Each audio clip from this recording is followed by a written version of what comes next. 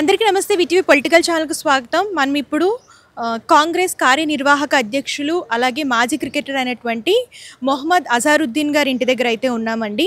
ఆయనకి మంత్రిత్వ శాఖ అనేది కేటాయించారు. అండ్ ఈరోజు ఆయనకి ప్రమాణ స్వీకారం ఉందన్నమాట. అయితే ఆయన్ని కలవడానికి చాలామంది కాంగ్రెస్ పెద్దలు అయితే వచ్చారు. ముఖ్యంగా Congress AICC national coordinator, OBC Karnataka state incharge గారు నందిమండలం వేణుగోపాల్ గారు, వీటీవీ చైర్మన్ గారు కూడా ఆయన్ని కలిసి ప్రత్యేకమైన విషెస్ అనేది తెలిపారనమాట. అయితే ఇక్కడికి చాలామంది పెద్దలు అయితే వచ్చారు. ఆయనకి మంత్రిత్వ శాఖ కేటాయించిన తర్వాత అండ్ ఆయన్ని కలిసి చాలామంది అయితే విష్ చేశారు.